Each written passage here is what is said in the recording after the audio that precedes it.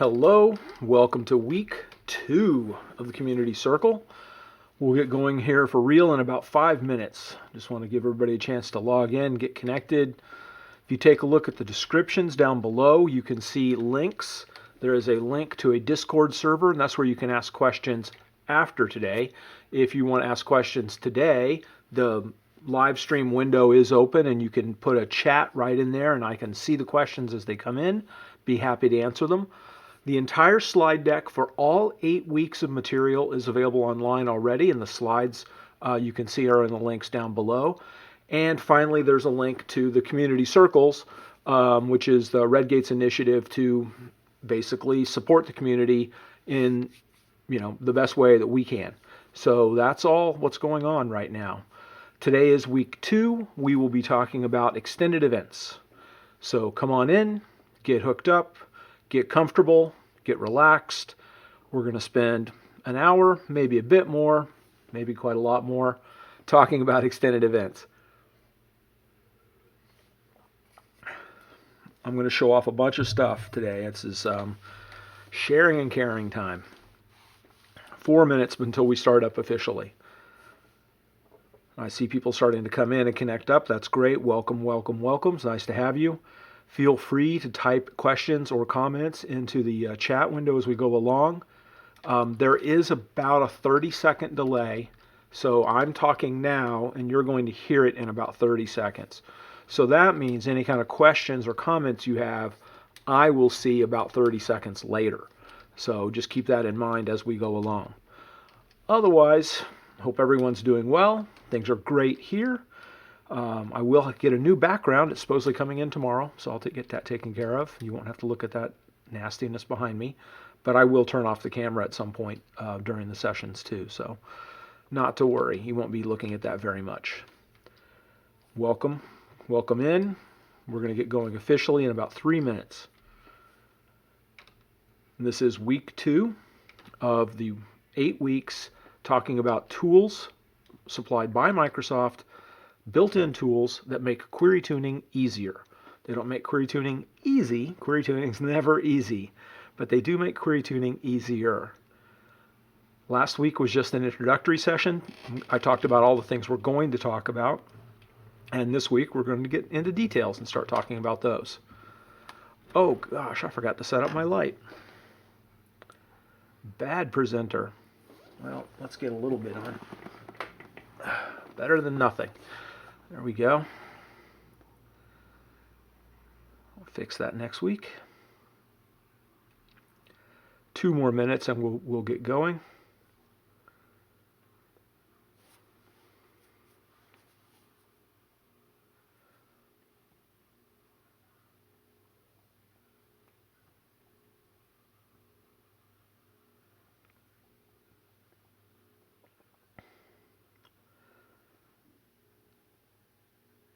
This is week 2 of an 8-week course.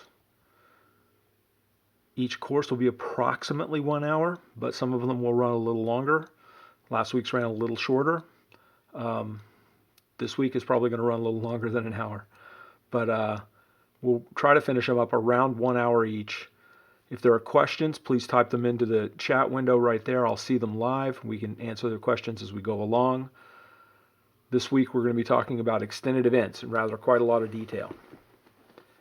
Just waiting another minute here and we'll get going.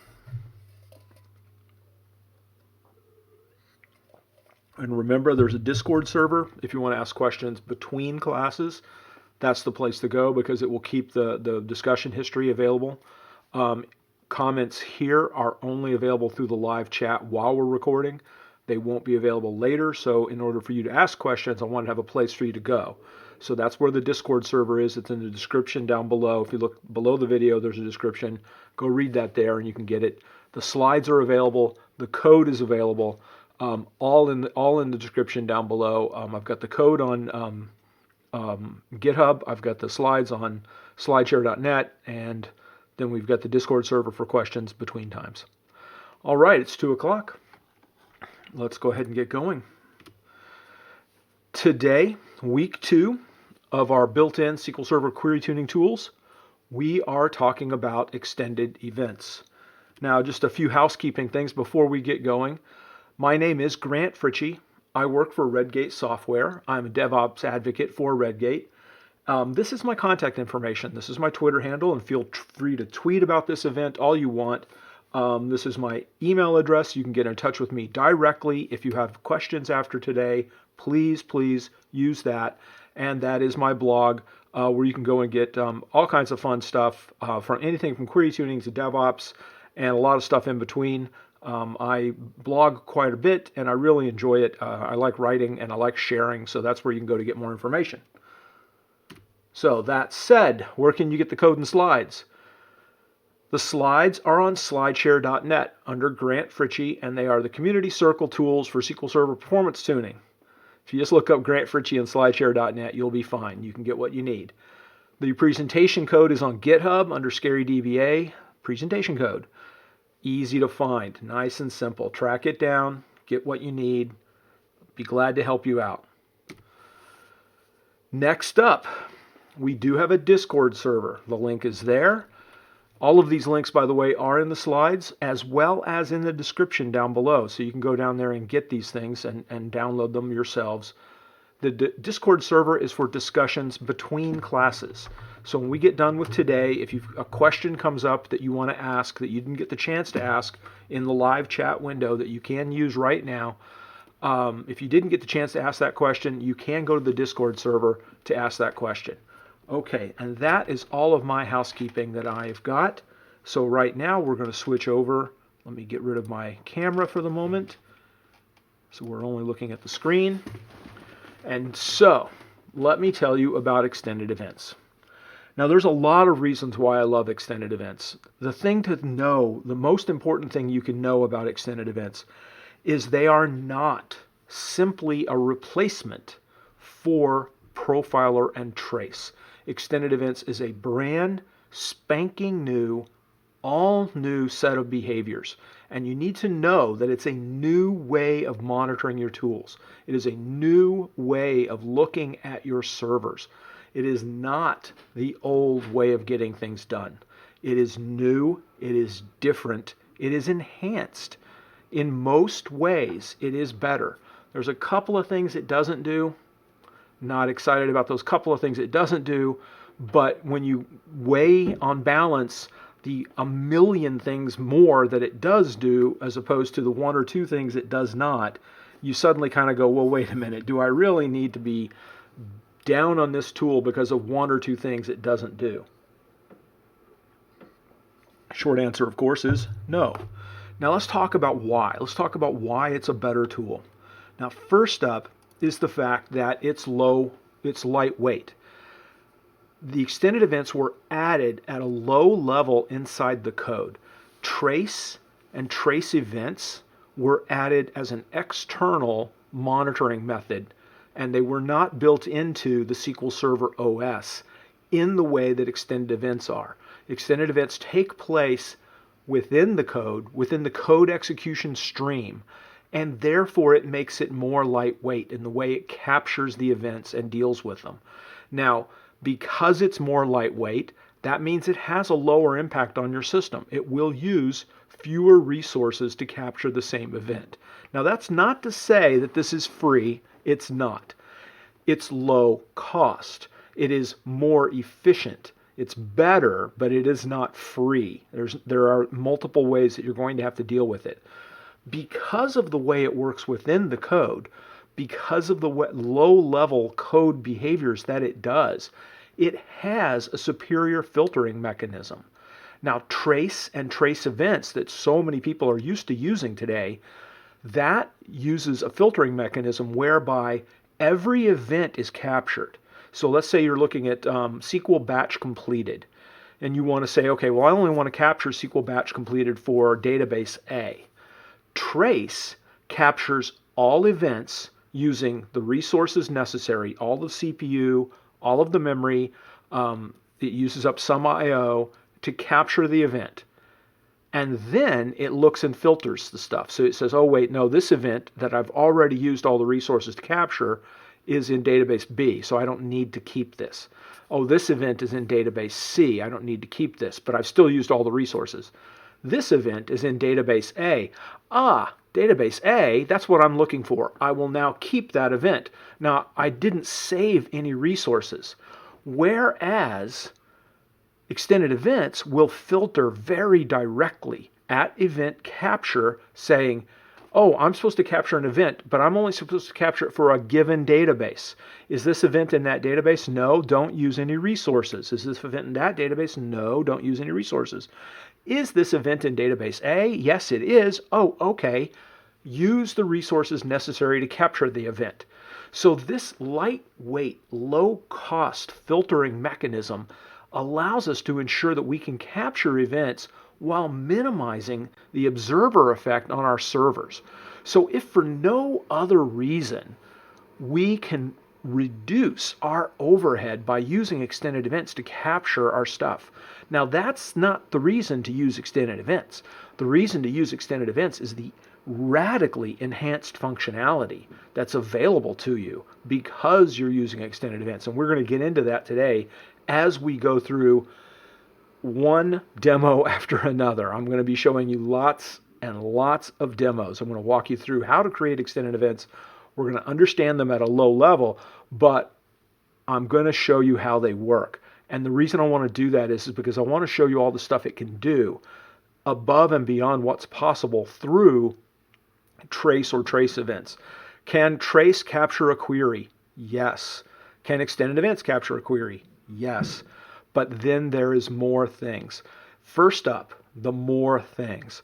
Extended events live on the server, meaning when you create an extended event session, it is retained on the server. The session sticks around. It remains a part of the server. It does not go away. It is a part of the server, and you can turn it on, turn it off, run it for however long you want to run it. But what you don't have to do is what you do in trace, which is recreate it from scratch each time you need it. And then you have to go and track down the right script and make sure you've commented that script, because good gosh, trying to read the code inside of a trace event is impossible, as we all know. Which column was column 42? I don't remember. But that stuff is hard to find. That's one thing about extended events that I just love. It makes it easier to manage. Another thing about extended events that just changes the way we behave is causality tracking. Now, causality tracking is easy enough to explain. The idea is some events are related to one another. For example, a statement completion event. That means a query statement ran. Okay, easy enough to understand. Now that query statement, when it ran, it may have accessed certain changes to, let's say, statistics. If statistics have changed, there may be an update required to the plan. And so you may need to do a recompile event. And so we can then put causality tracking in place. And what it will do is allow us to marry a set of events such as a query, a statistics gathering event, and a recompile event, and show them all together in the correct order in which they fired inside of SQL Server. And this gives you a more in-depth, more expanded, and completely impossible in trace method of looking at why you're looking at extended events. All right, we have a question. Why does extended events take a long time to load the trace? Well, it kind of depends on what we're talking about. Extended events themselves aren't loading trace. Extended events are loading extended events. The extended events themselves, when you set up the script to get them and capture them, that does not take very long to run at all. It's exceedingly fast. But when you capture events over time, assuming you're going out to a file, those files could become very large. The bigger the file, the longer it will take to open that event. And that's a pretty standard set of problems. You'll hit the same thing on trace. The bigger the files, the longer they take to open. So you may be in a situation where you want to do smaller files and rotate them over faster, and that way you can open them much quicker. That's just all a balancing act in terms of how the extended events works. It also depends on how you're running the queries. One way to run the queries is to use live events, which I'm going to show you today. Another way to run queries against extended events is to use XML, and honestly, the XML is slower, but you don't have to use the XML in all cases. And I'm going to show you how to avoid the XML in a lot of cases. So hopefully that answers your question. So anyway, this is why I'm into extended events. Let's now talk about what extended events actually are. Now, this is the Microsoft definition of them. I'm not that crazy about this definition. I'm going to be doing another session separate from this set of classes tomorrow with a focus on an introduction to extended events. I'm going to walk through in very much detail exactly what extended events are. I'm not going to cover as much detail today on what they are. We're going to use them today. Tomorrow I'm going to cover what they are in more detail. So the idea here is an extended event consists of a package. Now this is the way Microsoft lays these out. This is Microsoft's set of definitions, not mine. Now a package consists of a set of events. Now there are different packages and we'll look at those in a little bit. Each package has a set of events. The events are the things that we're interested in, like recompile, for example, or RPC completed, for example, or some other thing.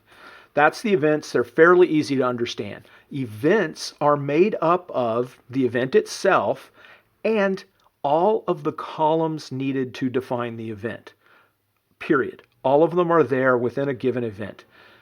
Some of them may be optional, but all of them that are not optional will be included by default. We'll see that in more detail when we get to the demos. Next up, Microsoft has defined within a package a thing called actions.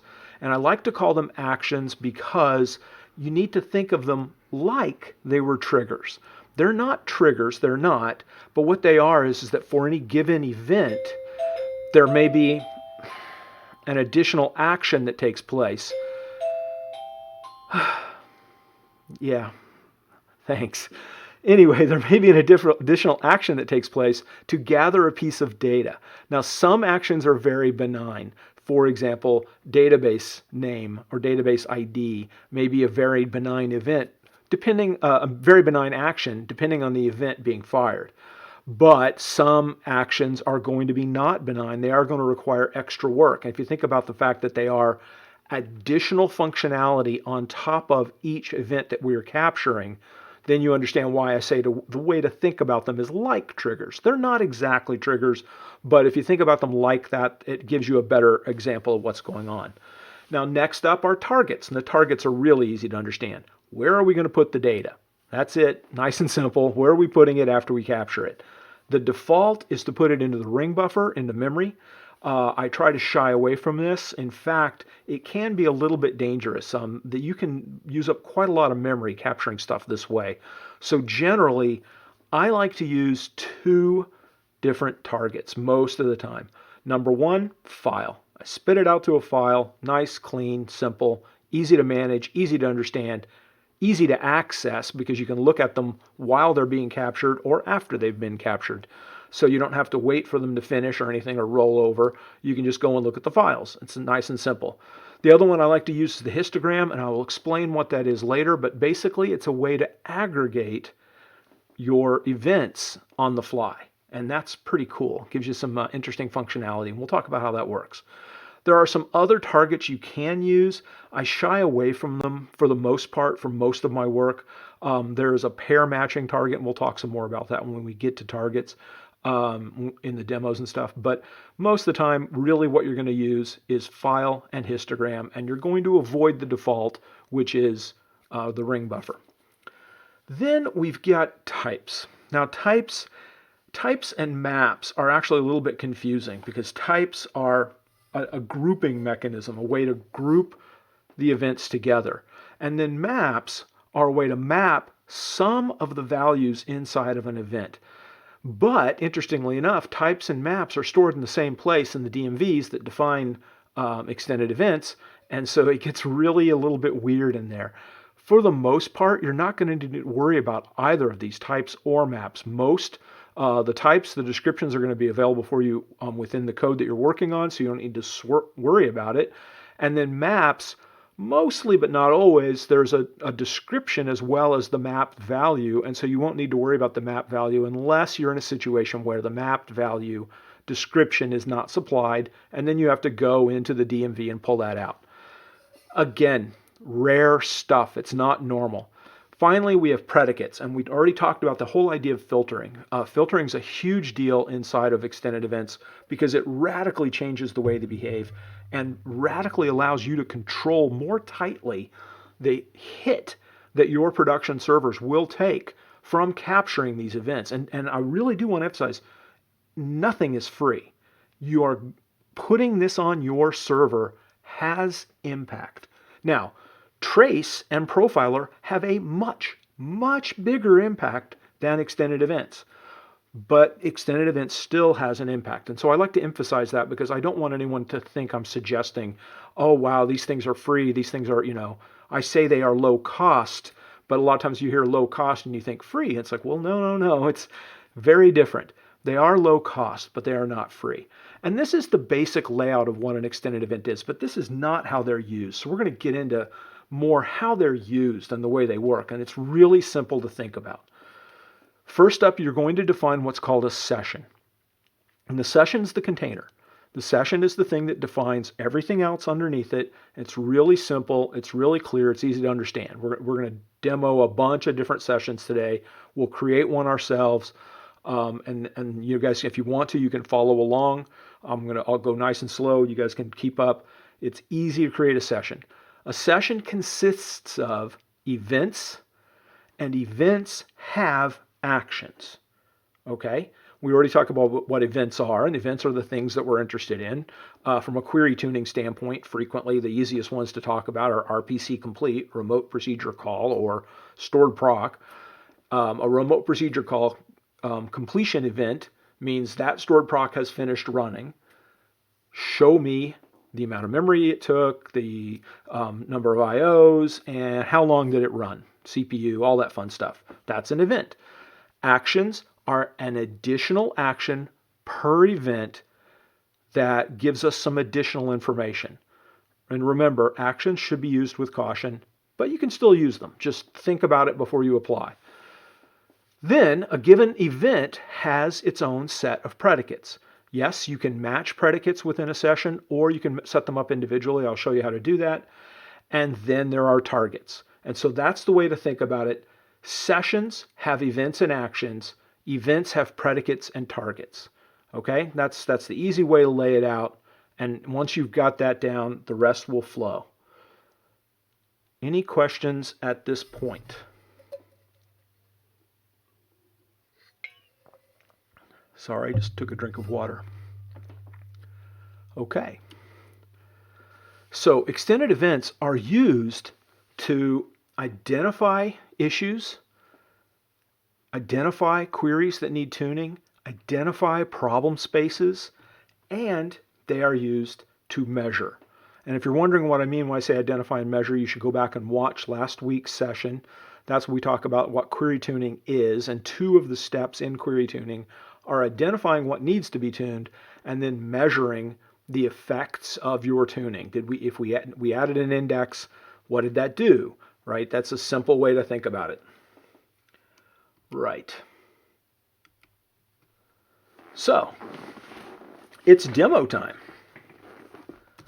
Because I just want to get going inside of using extended events. It's much easier to talk about these things if we're just in there doing it. Okay, no questions have come up. Oh, great. Let me hang on one second. I got to switch my screen. Good. We're all set. All right. Now let's start over here.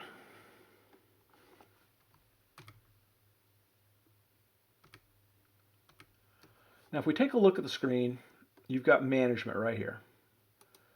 This is SQL Server Management Studio. I'm running version 14.8, I believe. This works on SQL Server 2012 and up. So I would strongly recommend you use the latest version of Management Studio.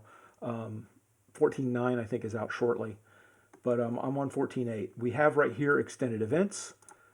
We click on extended events, it shows us sessions, and we click on sessions and we see all the sessions on my server.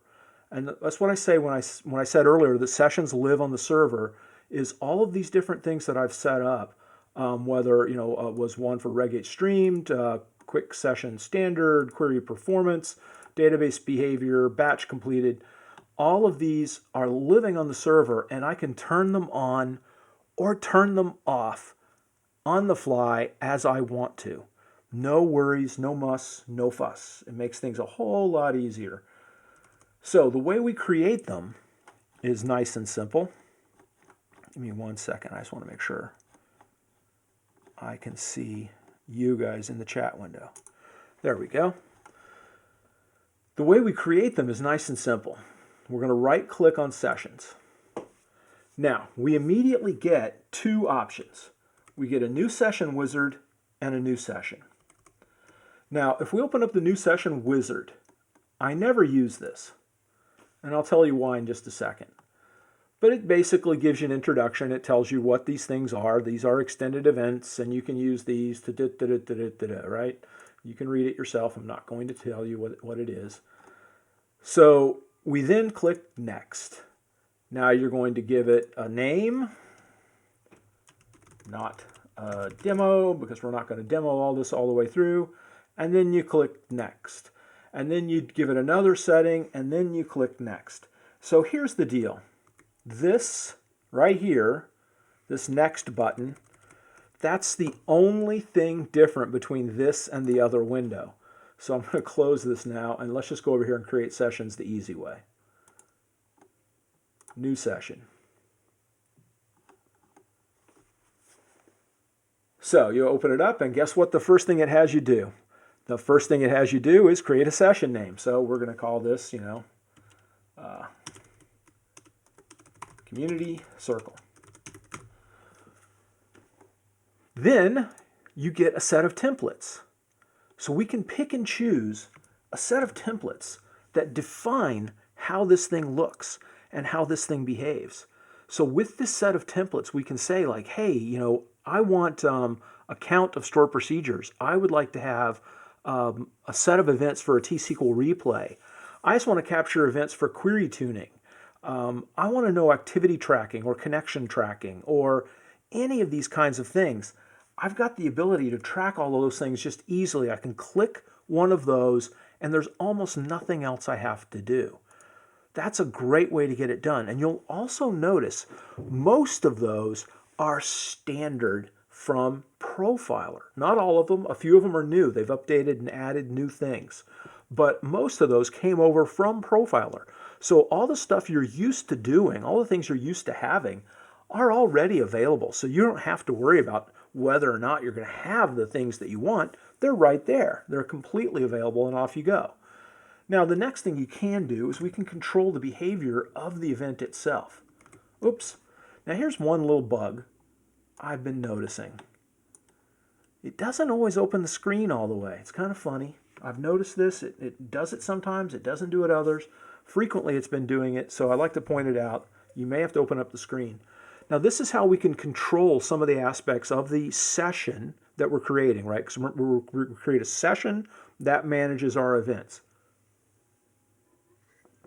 Now, we can set the session starts at the server setup, or in this case, we're going to start the session immediately after we create it. And then we can watch live data on the screen as it's captured. Now, this is not the same thing as Profiler. Very important to understand. Profiler would allow you to watch live data from a session in, Trace. Trace and Profiler could work together and show you live data. But Profiler had a buffering mechanism that used memory on your server directly, and the server being monitored, not locally on your machine, but on your server being monitored. And that buffer would use up memory and prevent a safe operation, in fact. Whereas this does not use any buffer on your server. This only uses memory on the client that's consuming the information. Yes, I've had this question before, so let me answer it. If you go and run this GUI on your production server, are you then going to be using memory on the production server? Yes, you are. So here's an idea. Don't do that. Let's avoid that issue, and then we won't have to see it, right? So we avoid running this on the production server directly. We just connect up to the production server from a client. Much safer mechanism anyway. So we can watch live data. Now then, the other thing we have is causality tracking. That's how we track whether events are connected to each other. We're not going to do causality tracking right now. I've got some specific demos. We will then detail the causality tracking. For this first thing, all we're going to talk about is we're going to create a session, capture some data, and watch it as it occurs live. That's it. Nice and simple, nothing complex. Now, next up, we've got the events. So there's a selection pane right here. We select the event that we want to capture. Now, the only thing that we don't have here that the wizard had was the next button. Assuming you can live without the next button, you'll never need the wizard. This tool gives us all that we need. Now, there are a few things about this tool that I'm not crazy about. I really do love extended events. I'm crazy about this tool. But what I do find is that it can be a little small. So I like to open it out, and then I can open out the columns a little bit. And yeah, this is something I have to do every time I come in here. That bit is a little bit of a pain in the bottom, but you get the idea. Now, if you remember when we started, we talked about the idea of packages, and here are the packages as defined by Microsoft. And this is why you're never really going to use these a whole lot yourself, because they've broken them up, and you can see that there's XTP runtime, SQL Server, SQL OS, SQL CLR, you know, I mean, and that's fine, but that doesn't really do anything for us.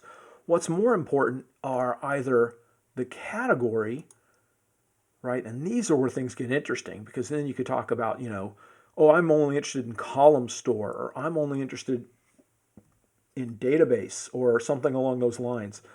Deadlock monitoring, you know, I've got a whole bunch of ways I can quickly narrow things down. So I'm only looking at, say, optimization, stuff like that.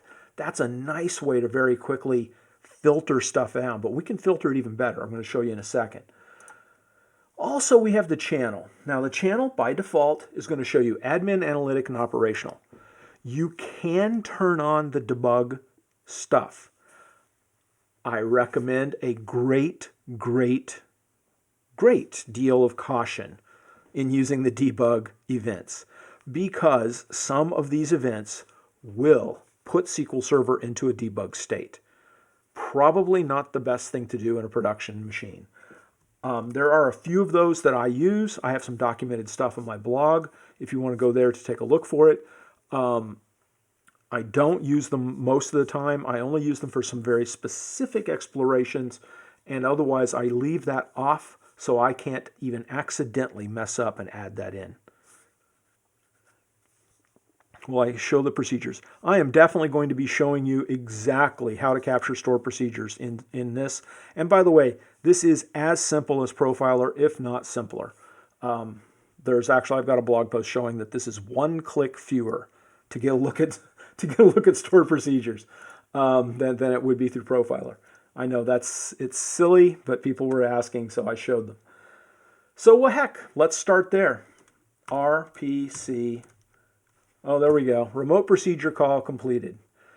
So if we just type up here in the event library, and you can say, like, where is it searching for things? In event names only, in the names and descriptions, in the event fields only. So is it looking in the fields, or is it looking everywhere?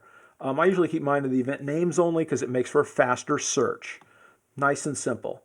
So we click on RPC complete, and we can see it shows us what it is. RPC completed is RPC completed. Every once in a while, you got to wonder, guys, your documentation, just repeating the same thing twice, your English teacher is going to be mad at you. But if we look over here, we get to see the fields that are in each event. And this field gives us all the fun data. So is it collecting? It's collecting a statement. All right, so it collects the statement. It collects the CPU time. It connects the duration, logical reads, object name, output parameters, the statement itself, the writes, the row count, the result set. All of this information gets returned. This is a fantastic one. You can see all of these things. This is great stuff. So this is what we're going to use. We're going to go ahead and click over here on the arrow, and that adds it to this list. So we're doing RPC completed. Let's also look at batch. Batch completed. Okay, there we go. SQL batch completed. Hey, occurs when a, zoom in so you guys can see it, when a transactional SQL batch has completed, has finished executing, and then it also has a bunch of fields. And so we click the right button and it moves it over, and so now we've got the two events that we're capturing. Now that we've defined our events, let's configure them. We click the configure button. Let me go back so you guys can see that again. Right there is the configure button. Click the configure button, and then it shows us our two events, and then we've got all of the fun stuff. This is where our actions are listed, and we can define them per event. This is where our filters or predicates are listed, and we can define them per event. And this is where our event fields are, and we can see the event fields that maybe we don't want to capture or do want to capture depending on your setup. So in my case, RPC completed is currently selected. With RPC completed, I get to see all of the fields that define RPC complete, and I get to see stuff like, let me just expand this out so we can see it, the CPU time in microseconds, and that's important to know, the duration in microseconds. So when you see these huge numbers, you're not going, oh my God, my server's on fire. No, it's in microseconds. You do a quick translation in milliseconds, you go, oh, wow, the query ran in 9 milliseconds. Cool. I'm relaxed now. Life is much better. Knowing what number each of these things are in is a huge win, but we get a lot of description and a lot of definition with it. Now, I could say, for my example, I wanted to capture output parameters. I'm not going to, but I can turn that on.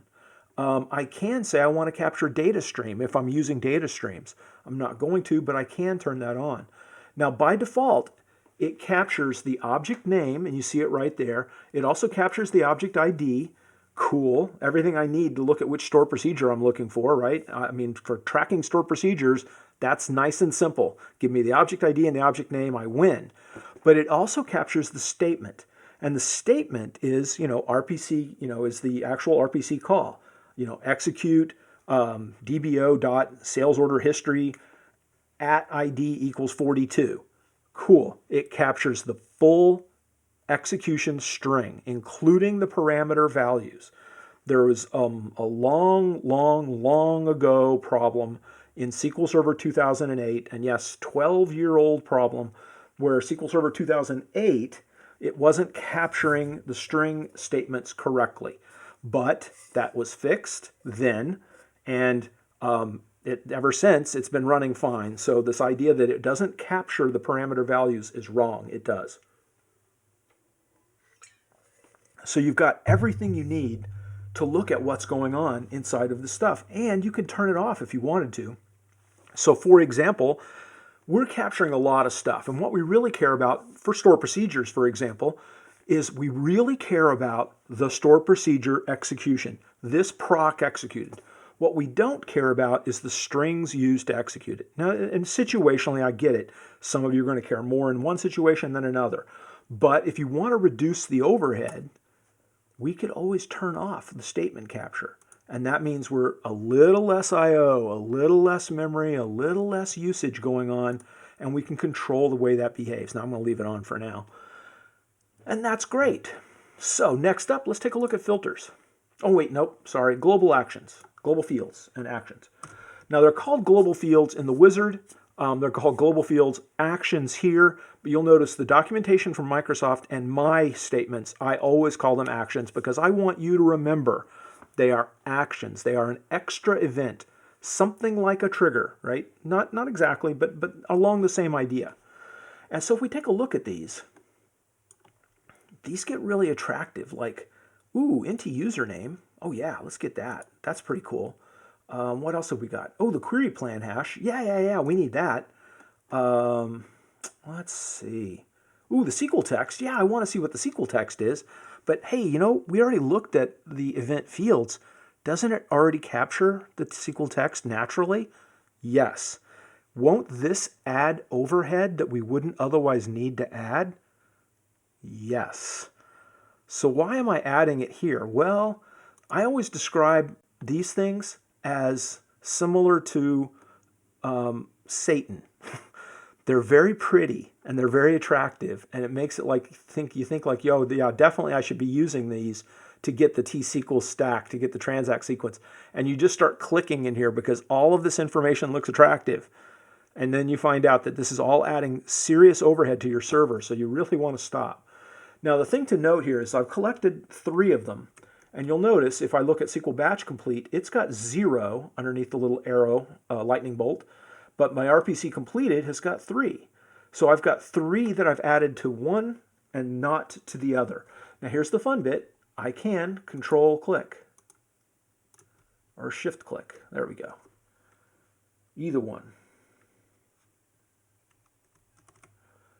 They will allow me to select them collectively, and now when I add them, any given event, you'll notice that it gets added to both.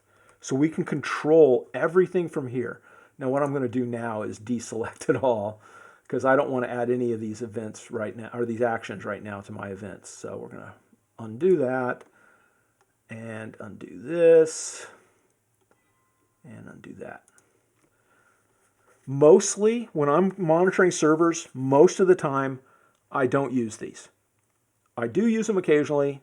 There's nothing wrong with it, but I use them very sparingly. Most of the time, the events I'm interested in return the information I need. Most of the time, I do not need to go into here and start messing with stuff. So I strongly recommend most of the time, leave these things alone, even though compiled plan GUID, ooh, that's really interesting. No, stop, don't get it. You can get that information elsewhere, or if you really need it, then you add it. But you only need this. You only add the stuff you need. Now, filtering is really important. When we started talking about what's new, I started talking about filtering. We started talking about all the cool things that you can do. I talked about filtering. I talked about reducing the load compared to, say, trace. I talked about filtering. Well, let's make sure that we use our filtering because filtering makes a big, big difference. So here's the way it works. Again, I can either individually filter or I can select them both. So I've got them both selected here. Now I get to start adding fields.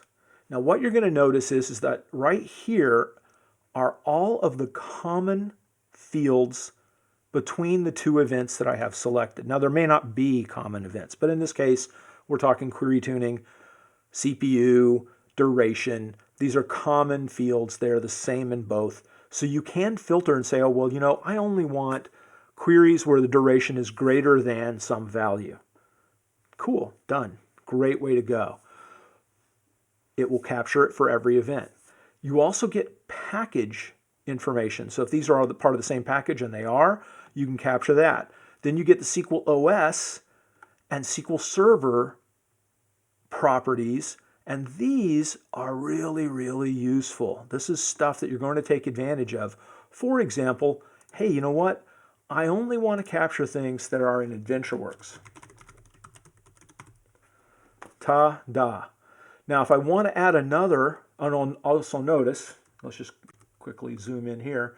Because I've added a filter, there's now a check mark on the filter box. Okay, so you can see that I've added the filter. I'm now filtering. Now, if I want to, I can add more filtering. I can use and or logic, right? And or logic. I can add additional things such as where the duration is, hey, look at that, equals greater than or less than, greater than equal to, less than equal to, divide by, greater than, is all on, less than. Yes, all of these different filtering mechanisms. So let's just say, nice and simple, greater than, and that's microseconds, so that would be greater than 10 milliseconds. Right, so let's capture all queries greater than 10 milliseconds, or if we wanted to add another 0, all queries greater than 10 seconds. Whatever you wanted to do, you can start adding these things in here and capture more and better, or actually be 2 more zeros, wouldn't it? You can capture more and better information as needed. Also, if we hit the delete key, sorry, there we go, hit the right click and hit the delete clause, it can remove that clause, and it just goes from there. Now, if you're going to apply filtering, and please apply filtering, you definitely want to. It reduces the overhead. It cuts down on the amount of stuff that you're doing and what you're doing to the server. So please apply filtering. The idea here would be to put the most stringent filter first. The filter that's going to eliminate the most queries, that should be the first one there. And then secondary filtering. So for example, where I'm doing database name and query time, query duration, I would want database name first because it's going to be more restrictive. And that's just a general way to go. So with that all done, we're ready to define our target, our data storage.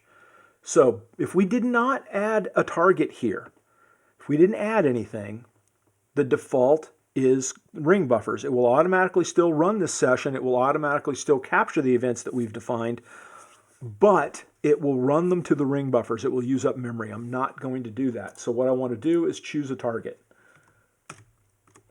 So if you take a look at our targets, we've got event counter, event file, histogram, pair matching, and ring buffer. Now ring buffer we've already explained. Histogram, we've explained what that is, and I will talk some more about it later. Event file, we've explained what that is. We can also go out to event counters. You can actually have this thing go out to perfmon counters. So you can have events spit out to the Windows OS and capture them through perfmon. I haven't done it. I'm not sure why you would, but you can. You can also use pair matching. I used to use that a lot until I realized the capabilities of causality tracking, and then I stopped using pair matching. But pair matching would allow you to say have a begin and end and match all the begins and ends. That would be one way that you could use pair matching. And that way it would be another way to then to define, well, when do I have a begin and not an end? So that would be, a way to get that going. But most of the time what we're going to use is event file. It's just definitely the most easiest way to do it. And you can add more than one target. So any given session could output to multiple locations if you want it to. Not saying you have to, but you can. Now, most of the rest of this should look familiar. Anybody who set up, oops, where'd we go? What happened? That looks funny. There we go. Sorry about that. Most of this should look familiar. If you've ever set up trace, this is the same thing. Where is this file going, right? In my case, I'm going to be spitting it out to, it's running on a Linux container, so I'd have to make sure I put in the right path statement, but we can just leave the name and it'll pick it up. How big do we want the file to be? And the question earlier is like, well, hey, opening these things up is slow. Well, make this file smaller, say, half this size, 500 megabytes instead of a gig. It's your server. You will play around and find the right answer for you. But set this to a particular thing, enable or disable file rollover, and then set a maximum number of files. Just like we did in trace. No different at all. Cool. So we could hit click OK. But there is an advanced section. Let's go to the advanced section, talk about that for a second. Let me zoom in here so you guys can see it. Now, by default, this thing is set up to allow single event loss, meaning it will lose some events. Extended events, remember I said, is a different way to capture. And because it's a different way to capture, it is intentionally set up so that it does less harm to your server. It tries not to hurt your server. And if your server's already under stress, extended events will let you lose some events with single event loss. Now, single event loss sounds like, well, it's only going to let me lose one. But what it means is it's only going to let you lose one at a time. Multiple event loss will let you lose large batches of events. If your server's under stress, you may want to come in here and change this to multiple event loss. However, you can change it to no event loss. Now, Microsoft very kindly says, not recommended. Don't do that. I mean, I'm not sure why you would need to make it so that you could never, ever, ever lose events, but I guarantee if you do that, you are potentially adding additional overhead to your server. You are potentially causing harm to your server. Now, the rest of these things I have not used in much detail ever. For most systems, most of the time, the defaults just work. Now, the maximum dispatch latency, there used to be a bug where in demos, I could not see things coming up on my screen fast enough. And so by default, I would change the dispatch latency to 1. That bug has been fixed, so I don't have to worry about that anymore. It was a bug in Management Studio anyway, so it wasn't a big deal. They fixed it. It's all cool. So I just leave the default in place. Max memory size, again, I leave the default in place. You can get in here and mess with this if you really, really need to tweak stuff. But for most of us, most of the time, you'll never, ever, ever need to touch it. Now, with all of that done, I'm going to click OK. And so now we have our first set of extended events. And you're not going to see anything because nothing's running on AdventureWorks right now. So let's go and run. Let's clear the cache. Let's create a stored procedure, or alter one if it's existing. And let's execute it. Oh, hang on. We should probably give it a value, don't you think? I think that's a city in the database. Let's see, did we get results back? No, we did not. Okay, hang on. I know this is a city in the database. Did we get results back? Yes, we did. Cool. And if we go over here and take a look, now these were all batches. These were not procedure calls. Why were they not procedure calls? Because I'm running them as SQL batches. I'm not running them from external code. So these all will show up as SQL batch completed.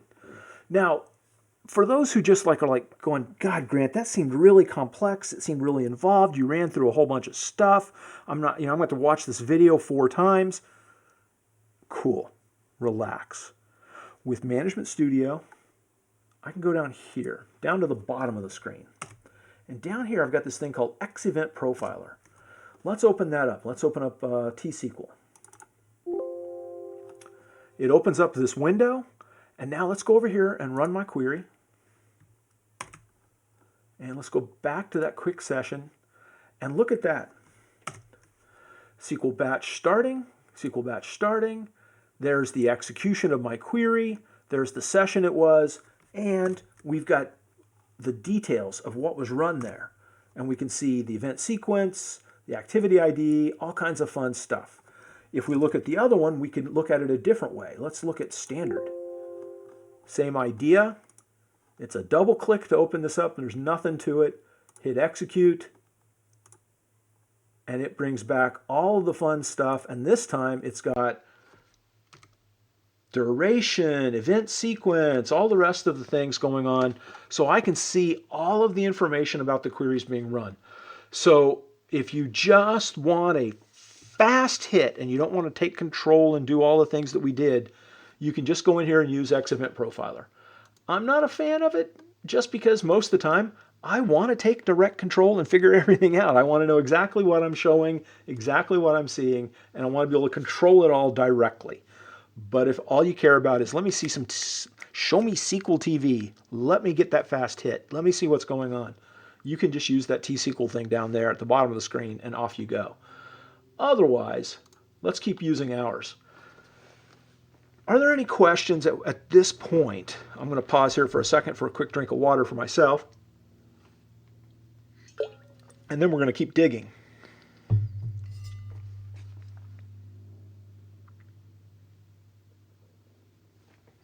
We're about 30 seconds behind, so I have to wait for just a second for you guys to get your chance.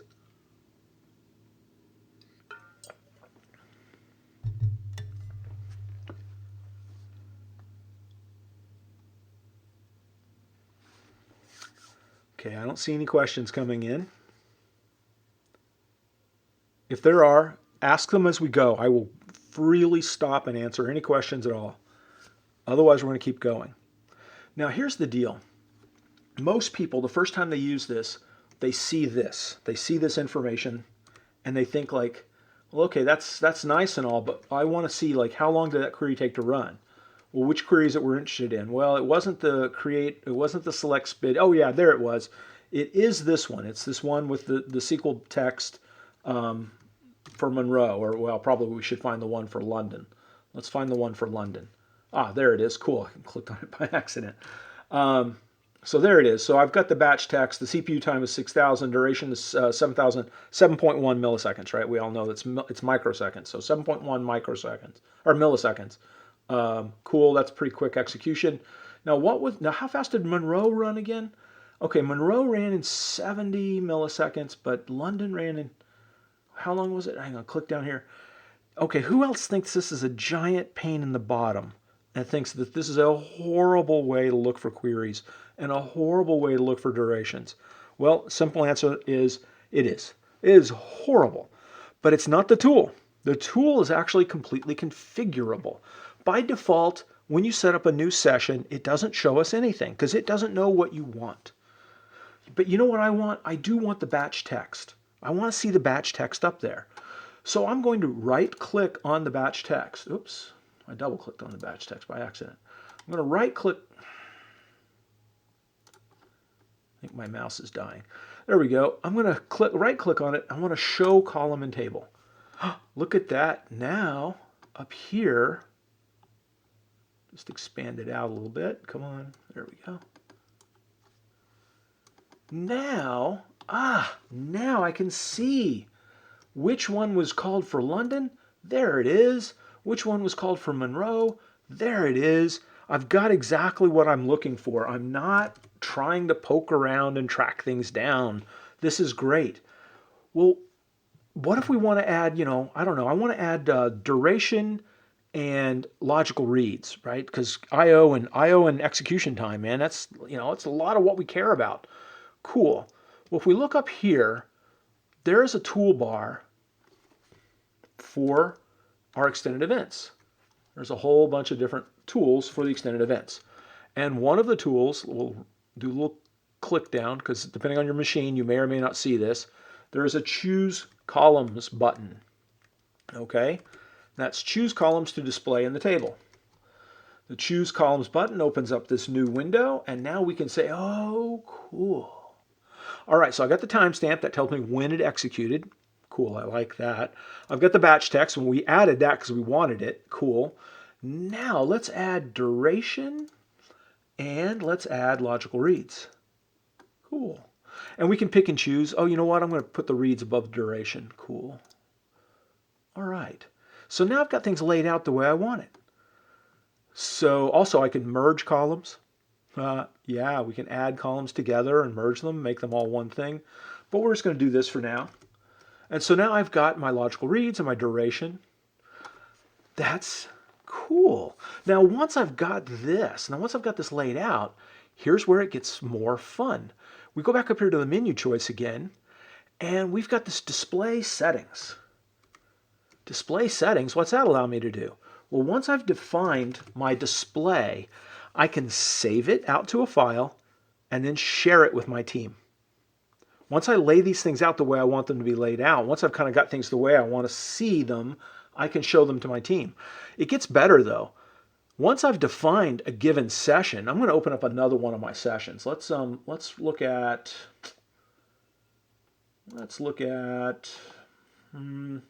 query weights. Why not? We'll start the session. We'll watch live data. So this is our query weights session. Now let's go back over here to our queries and let's run the query itself. Go back over to live data. And you get to see all of the weights associated with the query. Woo, cool. But notice, I've got a whole bunch of columns in here that we don't have in this other one, right? Weight type is not listed in the other one. This activity GUID thing, whatever the heck that is, that's not included in the other one.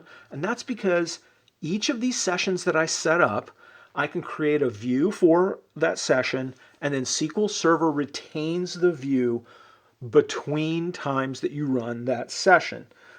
And again, if I want to, I can export those as files and share them with others. So you don't have to sit here and reconfigure this thing over and over again. And notice my column widths are different, right?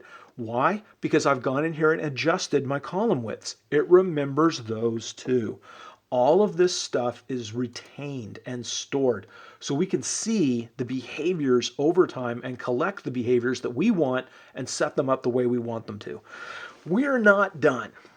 This is just the start. What else can this thing do? Well, let's stop the live data. Now, that's not stopping the session. The session's still going on in the background, and it's spitting out to a file as we defined it. You guys were with me as we defined it. We stop the live data, and that's just by clicking the little red button up here on the toolbar. We've still got the data that we collected in the window, and that's fine. If you only want to collect a little bit of data, look at, say, collect data for 5 or 10 minutes, stop the data collection, and then begin to manipulate. And what manipulations can we do? Well, you know what? Let's find the queries that ran longest. So I'm going to click on, let's click on duration. Okay, and there's the query that ran the longest, which was address city collecting from Monroe, which actually returned 0 data. But for duration, it was the longest one, probably because it had to do the compile as well as run the query. And probably because since there was no Monroe, it probably did a full table scan. Hard to know. We would have to look at the execution plan, which is a different lesson further down the line for our 8-week course, is talking about execution plans. But anyway, you get the idea. I can very quickly sort this. Now, you get into millions and millions of rows, billions of rows. It's going to be completely dependent on the speed of your machine as to whether and how fast this thing can sort it. It can sort it. It will be able to. But you can also load enough stuff in here that you can crash Management Studio. This isn't magic. Again, nothing's magic. Nothing's free. The stuff I'm showing you, I'm intentionally keeping it limited so that it keeps it easy. And that's what I would recommend you guys do, is limit your result sets, and it'll keep easy. Another way you can limit your result sets, of course, is to provide filters.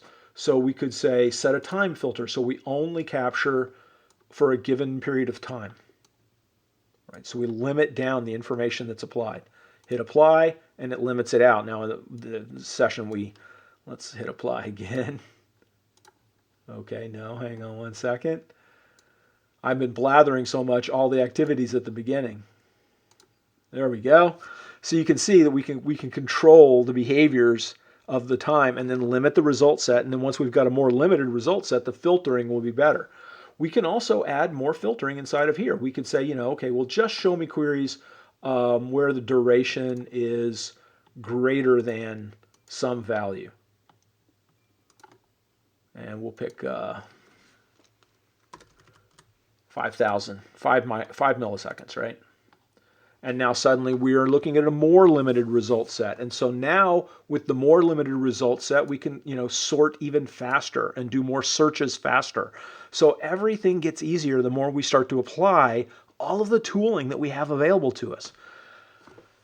We're not done. This is cool and all. Let's clear all the filters so we've got the full data set back. Now you'll notice we did run London several times, and there's a variation in the duration, and that's a normal thing that occurs because of data already being loaded into cache, because of just weights that occur. I mean, just all kinds of little details that affect slight variations, even though the reads are all 347, as you can see here.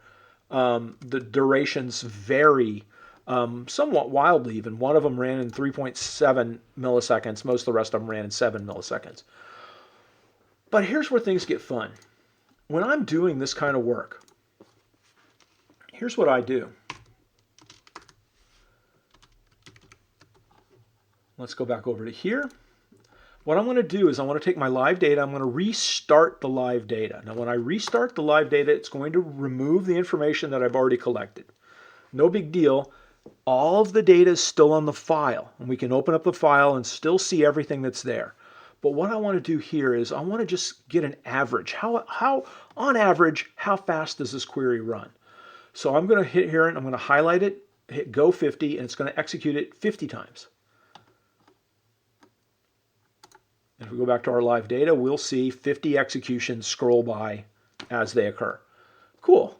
All right, so what's the average? Well, if we look at it, we can say, well, 4.2 and 4.3 and 3.4, and you guys adding all these up, right? I mean, somebody's got to do it for me because I can't keep track of all those numbers in my head. No, of course you're not doing it that way. Instead, we're going to pause. Again, pause the data collection, pause the live data. I'm going to go to grouping. And I want to group by batch text. And it always shows you the grouping is all the stuff that's in the table. If you want something from down in the details, down here in the fields, right, from down here, you'll need to add it to the top. But then once it's in the top, you can group by it. Once we group by it, ta-da, all of the 50 executions that we just did are all there, all laid out. Once we have grouping, we can add aggregations.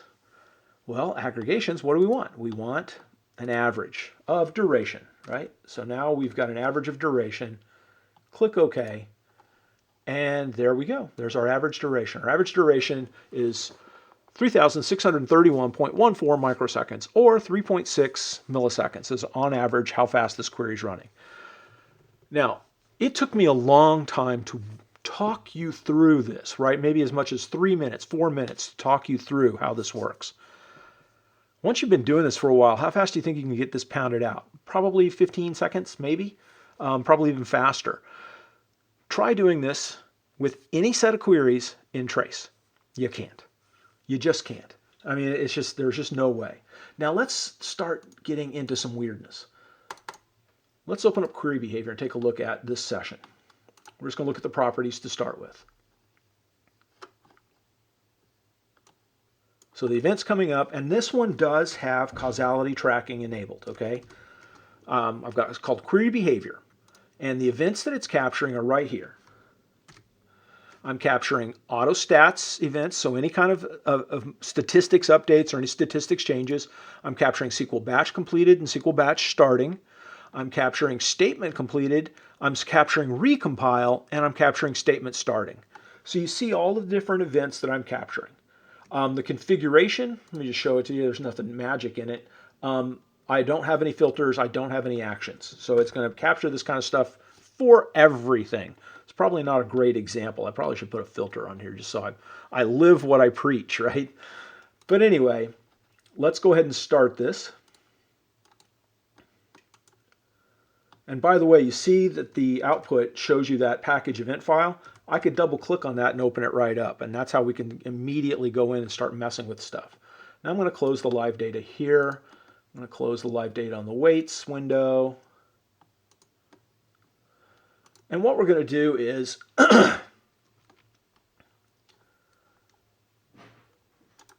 now if we look at this query, if we begin the trans, update everybody to be in the city of Fornebu, and then run this. Let's do it. Yeah, I know. I didn't put a where clause on my update. The entire world has just moved to the city of Fornebu. And so you see the results come back, 19,000 rows. Cool. Oh, silly, silly me. I set this up and I didn't watch live data. Sorry about that. Let's turn that on. There we go. Let's just re-execute this one time.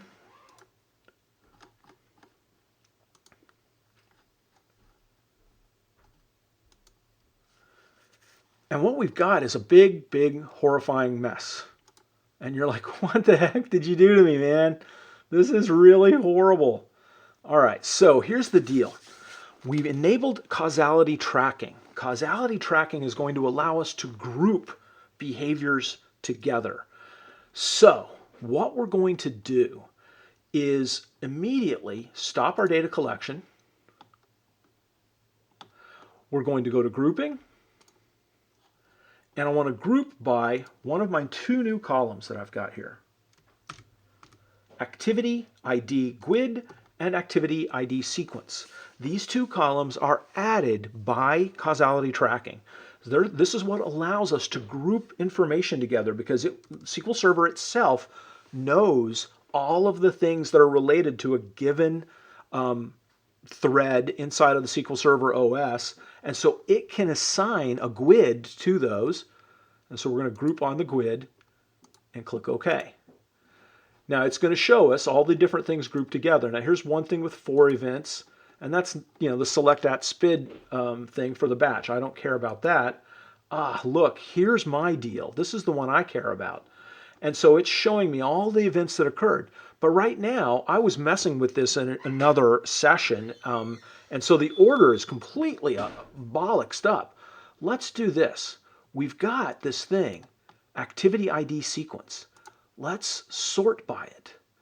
And now, suddenly, we look and we see, number 1, SQL batch starting, right?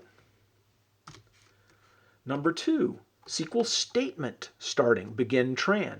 SQL statement completed, begin tran. SQL statement starting, update person table. Okay, cool. SQL statement recompile. Well, it's updating everything, so it's had to recompile that statement. Recompiling that statement fired an auto events, auto stats event. Then we have a SQL update statement starting.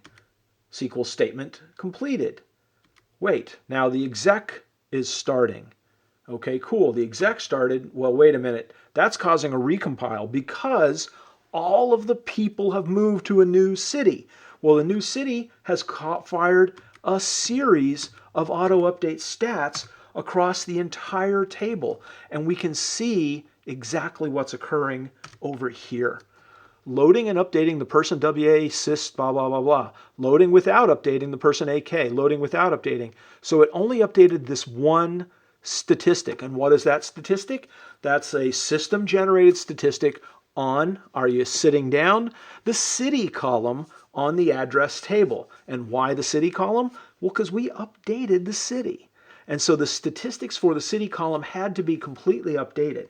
And so what we've got here is the ability to see everything occurring inside of SQL Server.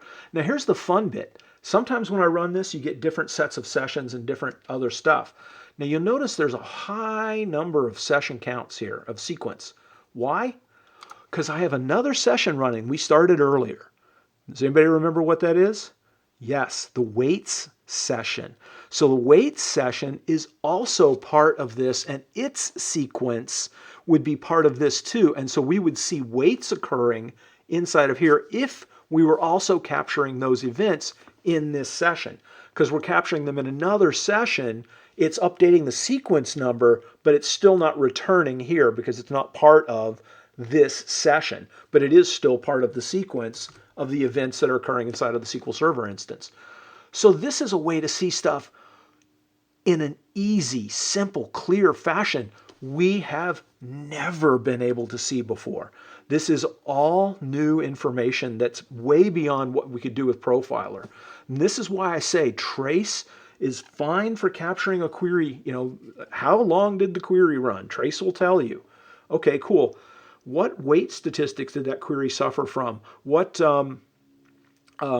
statistics got updated? What statistics got accessed? What was the order in which they occurred? Which statements recompiled? What was the order in which the recompiles occurred? Can we see all of that information, and can we see it in one place? Yeah, you can with extended events. I'm not done. And yes, I told you this session would probably run a little longer than an hour, and we are over an hour at this point. Let's see. Update statistics. Let's go ahead and run that just to make sure everything behaves well later. Cool. Now we've seen, oops, bad presenter. There we go. We've seen multiple statements inside of a stored procedure. Let's look at deadlocks. Okay. This is important. This is really important. So what we're going to do is we've got this query here. And what we're going to do is copy this over to another window. Or hang on. Copy this over to a new window. And we're going to start a transaction that updates one table. And let's go back over to here. Start a transaction. Updates another table. Let's go back over our second connection. And in theory, this will deadlock. Should.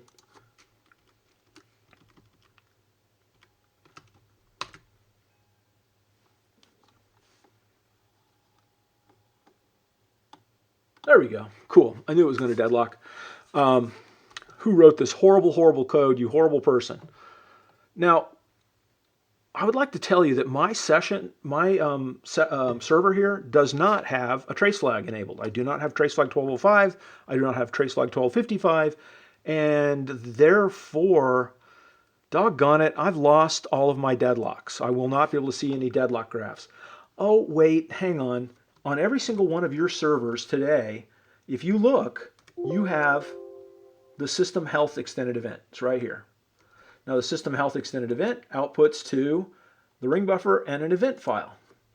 Let's open up the event file. Now we can't see the events now because they're already running, but you'll notice it's already been run. There are 5,767 events. Well, hang on. Let's deadlocks are easy. Let's do another one. Roll back that transaction. Let's reset it, do another deadlock. Okay? There's that. There's this. And there's this. Nice and simple, no big deal. Deadlock's going to occur, awesome.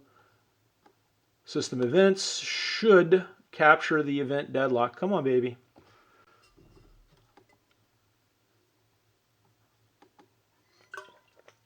Okay, fine. I'm going to cheat. Watch this. First query, second query. Right, 1 second, 1 second. There we go. There it is. Retrieving deadlocks. So, I'm going to declare at path. Cool.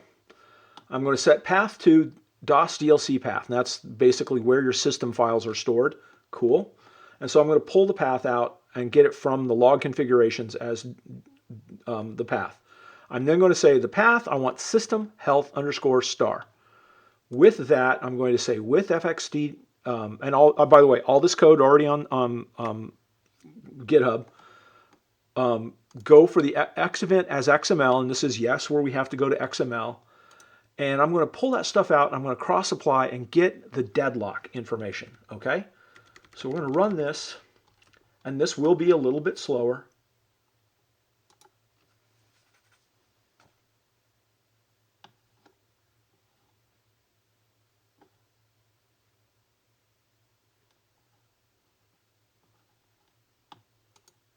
And the results come back, and there is my full deadlock graph.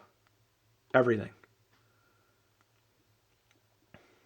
Exactly which statements, exactly which, all the information you need, every bit of it. And it's all right there, all free, all running on all of your systems today, unless you have explicitly disabled system health. And a lot of people who are new to extended events don't even know that it's there. So you probably none of you have explicitly disabled it, and you would have to make sure that it's disabled on startup too, because it will start up automatically. If you have not done that explicit disabling, that information is all there right now on your systems. Further, inside of the system health information, let's close the file and let's just watch live data. Because you can do that too. Now we've got the live data up there. Let's scroll back up here.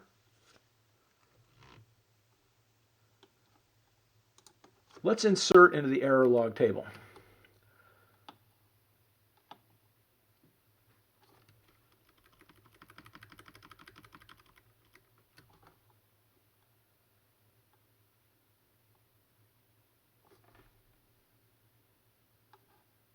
Hang on. My instructions are horrible there because that's just completely wrong instructions. And I'm telling it to myself. I wrote those down for myself. So we're going to begin tran. Oops. No. I don't want to roll back immediately. Dummy. There we go. Begin tran. Come back to here and execute this. Now we have to wait a little bit.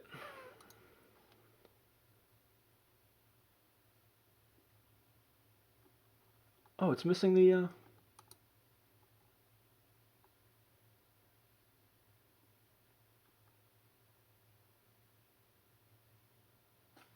Oh, hang on.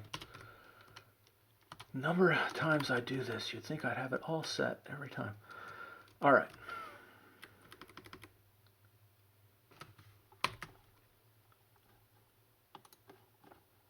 There we go.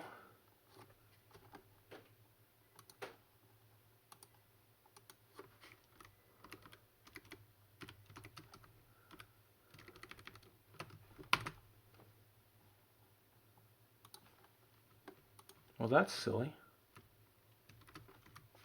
Well, anyway, sorry, I'm messing up that demo. We're just gonna stop here. What it is that there is a long-running query event inside of the extended events system health session that will, in fact, capture long-running queries longer than 30 seconds. So anytime you have waits longer than 30 seconds, you can go in and find the queries that cause those waits inside of your system health extended event today. That information is in there. Now, granted, you may have the situation whereby you've got so much activity in your system, the system health sessions has 5 files, and those 5 files may be rolling over in a week or in 2 days or something. So you may have to, be very diligent about copying out the files so you can look at them later. But that information is all captured and all there. Let's see, we've done the XML, we did the path, we did the deadlock. Cool. Yeah, and that's everything I wanted to show today. The system health, causality tracking, yes. Cool, that's excellent. That's all the stuff. And we have gone over a little bit. We've got a few more slides to get through. Let's switch back over. So, some additional reading. My book, SQL Server 2017 Query Performance Tuning, unfortunately not a free book, and has got a whole bunch of stuff on extended events. Also, my other book on query plans, or Query Store, doesn't have as much stuff on extended events, but it has some, and I would recommend it. And then the book on execution plans is not applicable to extended events at all, but it's free. And the 3rd edition is amazing, so I like to recommend it. It's just a great book. I granted it's mine, but Hugo Cornelis was my tech editor, and he did an amazing job, so it came out great. If you're looking for more information about extended events, I would like to recommend these people, these amazing people who have done some amazing work on extended events. And we've got people who've created new tools, Eric Darling, Jean-Luca, the DBA tools team, and then people who've just done what I've done, which is take all of the stuff in extended events and done fun things with it. Jeff and Greg and Aaron Stellato, amazing people. Aaron Bertrand, I could just list everyone's name. You guys can read them yourselves. These are great resources. This is excuse me. This is a great place to go to get more information on extended events. So don't feel like I've cornered some market. No. This is a community effort. There is some amazing stuff out there, and you should take advantage of it. Don't wait for blog posts from me. Go and track down these people and look at this. And by the way, these links are in the slides, which are on slideshare.net, and I posted these links to my blog last week, so two blog posts ago. You can go and get this information. That's it for today's community circle. I knew we were going to go a little over an hour. There's so much more about extended events. I could continue showing. I can show you more examples. That's really all I had for today. There's more that you can tear into. One thing I would strongly recommend, I know a lot of people are put off by the XML and the XQuery. Take a look at DBA tools. DBA tools have mechanisms that allow you to avoid XQuery entirely. They will do the XML querying for you and allow you to filter and retrieve information from the XML captured from extended events. Now, you don't have to do the XML. You can use the Live Data Explorer window in the way that I've showed you today, but also you may need to hit the XML on occasion. So it's good to know both. The next session on our SQL Server tools to make query tuning easier, week 3, will be on query store. So I hope you guys come by for that. There's a lot of information there I want to show off. These are great tools. One thing I will say about this session, the information that I showed you today applies immediately to SQL Server 2012 and up.